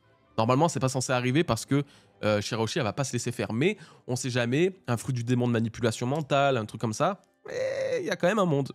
Il y a quand même un monde. Donc comment contrecarrer les deux et tout exactement, je sais pas. Est-ce que finalement c'est juste le Sunny, Pluton, un semi-Pluton, un petit Pluton bébé, un petit truc qui va pouvoir combattre, j'en sais rien du tout. Mais normalement, il va bien y avoir cette confrontation entre 2 armes antiques. Voilà. Lafitte qui hypnotise Shirahoshi, exactement, par exemple, tu vois. Donc moi je pensais en plus à comment elle s'appelle, à la sœurette, là, Pudding. Mais effectivement, Lafitte il peut hypnotiser. Si Lafitte peut hypnotiser, qui nous dit qu'il va pas pouvoir hypnotiser Shirahoshi, qui va elle-même ordonner des choses au roi des mers? Les rois des mers ont quand même une espèce de notion de... Ils ont un libre arbitre, mais c'est quand même bizarre donc de s'imaginer qu'ils puissent faire quelque chose qui soit négatif au monde. Mais quand même. Donc voilà. Donc là, très content du coup d'avoir pu commencer à pré-shot ça. On va voir ce que ça donne. Mais là, du coup, on en vient aux 2 fruits du démon, parce que c'est intimement relié au bail de la Galela et tout. Alors, les 2 fruits du démon recherchés par Chebek, c'est très marrant d'ailleurs que Barbe Noire lui-même ait 2 fruits du démon. Donc, bien sûr, on pense au Gomu Gomu no Mi, c'est évident, c'est logique d'y penser. Et c'est possiblement ça. Pour l'instant, on ne sait pas. Vraiment, le plus gros argument, c'est le fait qu'il se trouve sur Elbaf et que du coup, le Gomu Gomu no Mi puisse avoir du coup une histoire reliée intimement à celle des géants, ok, avec Nika, etc. On est d'accord là-dessus. Mais surtout, on a ce truc elle révélera sa vraie puissance que si Harald le mange. Enfin, ce fruit du démon révélera sa puissance que si Harald le mange. Donc, en vrai, de vrai, Harald en Nika, dieu destructeur, dieu libérateur, alors que c'est un peu le désir de chaque géant d'incarner ce monstre, enfin cette divinité, c'est pas impossible du tout, encore une fois. Donc c'est pour ça que ça, c'est un bon argument. Après, moi, j'aime quand même aussi la théorie qu'on a dite tout à l'heure sur Loki qui ait pu manger le fruit de Elbaf. C'est pour ça qu'il ne pouvait pas nager, qu'il s'est noyé. Il a mangé le fruit d'Elbaf parce qu'il avait gras, il avait faim, exactement comme Luffy quand il a bouffé le Gomu Gomu no Mi. Il est allé là dans les comment on appelle ça, la salle au trésor là, et voilà quoi, il s'est goinfré. Donc Gomu Gomu no Mi, vas-y, il y a plein de raisons, on peut mettre ça ok de côté. On va quand même en imaginer d'autres parce qu'il y en a plein d'autres qui sont trop intéressantes. Moi, donc forcément, il y a le Yami Yami no Mi qui est l'autre option numéro 2 bis auquel on pense. Encore une fois, c'est logique. Il peut utiliser 2 fruits du démon, ou du moins il peut apparemment retirer le fruit du démon des autres, il peut tout engloutir, il peut annuler les pouvoirs. En vrai de vrai, moi je me suis dit, à tout moment, avec le Yami Yami no Mi, il peut poser sa main sur le truc de glace là, de la Galela et annuler et aspirer du moins cette glace. Impeccable. Donc ça peut totalement dégivrer les frérots là. Donc il y a ça, le Yami Yami no Mi. Mais sinon, si on cherche un truc un peu moins conventionnel, il y a le Gura Gura no Mi, le fruit des tremblements, pour détruire, alors déjà détruire le principe de, comment on appelle ça, de Redline, parce que normalement, le fruit des tremblements qui peut détruire le monde, il peut détruire Redline. Je pense que c'est pas mal, hein. C'est assez ok. Surtout que ça expliquerait pourquoi finalement Chebek, Teach, il soit vraiment allé le chercher. Et pourquoi c'est Barbe Blanche qui avait ce fruit du démon. Peut-être parce que Chebek a donné ce fruit du démon à Barbe Blanche. son plus fidèle Nakama, le plus puissant et tout dans son équipage, en mode, là, il voulait donner un fruit à Harald et un fruit à Barbe Blanche. Harald, il avait le Gomu, on va dire, tandis que Barbe Blanche avait le Gura no Mi, destruction d'Elbaf, destruction, pardon, de Marie-Joise, peut-être même libération de Pluton sur Wano, admettons, si finalement il a vraiment appris que Wano abritait Pluton. Bref, le Gura no Mi, pour moi, c'est un fruit du démon qui ne doit pas se résumer que par sa puissance. Oui, il peut faire mal, oui, il peut faire des dégâts et tout, mais vraiment, pour moi, c'est le principe de destruction, la sismique, qui est importante. Voilà. Donc, à ça, il y a le OPOP no Mi, vraiment banger comme idée, encore une fois. Confère la vie immortelle, fruit du démon, du coup, ultime, etc. Et surtout, peut être utilisé pour le trésor de Marie-Joise. Et le trésor de Marie-Joise, jusqu'à présent, ça permet de dominer le monde. Donc, écoute, moi, je pense que quand Chebek, il était sur Marie-Joise, il y a ça un chapitre. En soi, peut-être parce qu'il cherchait le fruit du démon, peut-être parce qu'il cherchait le trésor national de Marie-Joise, et parce que le OPOP no Mi, et en fait, il a remarqué qu'il avait besoin d'un autre truc, et peut-être il a appris que le OPOP no Mi, justement, était nécessaire à l'utilisation entière de ce trésor pour dominer le monde. Donc il y a ça, et puis après, j'avais d'autres trucs. Moi, je trouve que le Barabara no Mi, encore une fois, c'est intéressant. Ouais, c'est ces petits trucs, c'est un peu con. Je sais pas si ça vaut vraiment le coup d'en parler ou quoi que ce soit, mais malgré tout, le Barabara no Mi, le fruit de la fragmentation de Bagi, le mec, il est là, c'est un fruit, on le sous-estime totalement parce que c'est censé être grave fort, mais c'est obtenu par un mec qui est gazouille.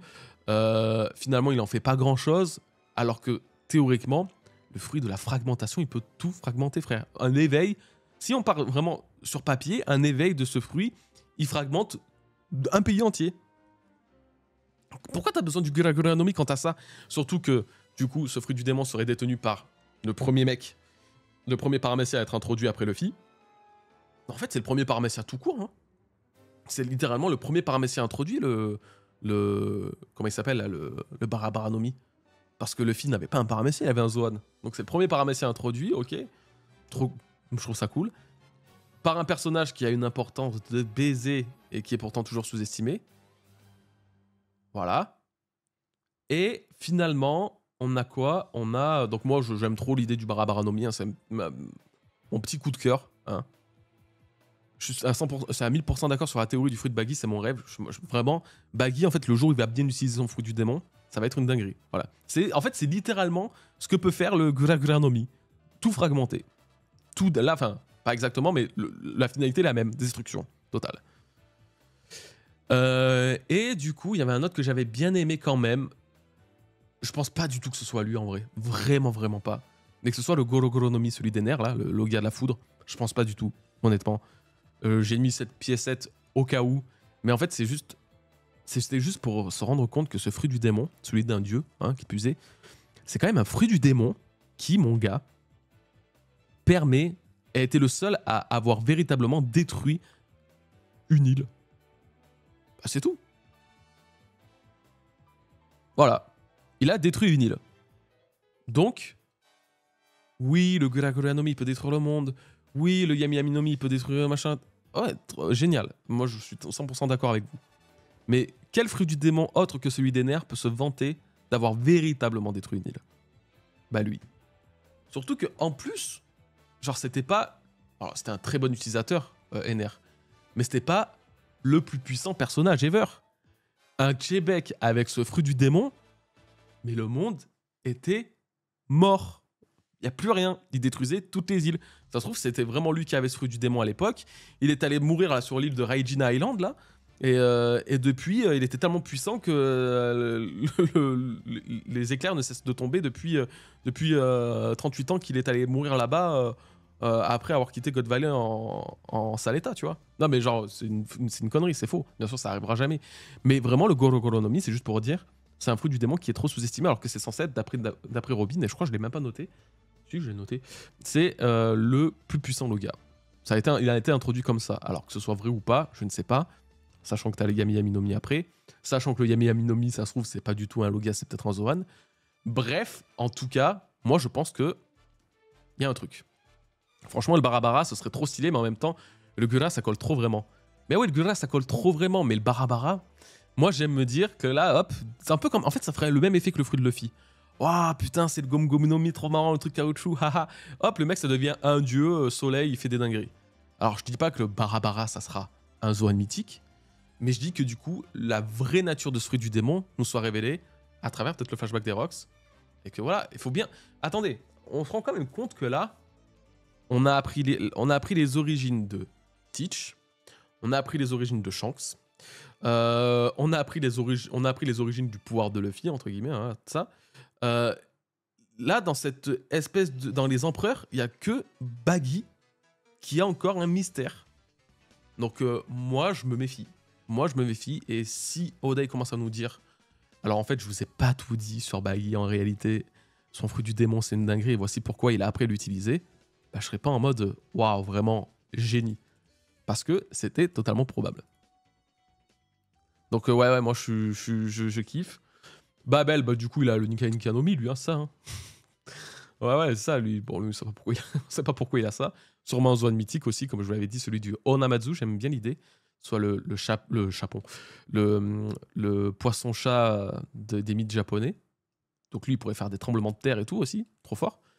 Mais ouais, voilà, vraiment, globalement, Galela, Pluton, machin, des fruits du démon, ça peut être le Ope-Ope-no-Mi pour le trésor national de Marie-Joie, ça peut être le Gura-Gura-no-Mi pour tout détruire. En fait, ça dépend. Je pense que lui, quand même, il va y avoir un fruit du démon qui va représenter la puissance et un fruit du démon qui va représenter de la stratégie tactique, vous voyez. Donc voilà, on verra ça. Mais globalement, voilà, c'était la review de ce chapitre qui était, moi, je trouve vraiment génial. Hein. Il s'est vraiment bien lu, il était agréable, bien rythmé. 3 sur 10.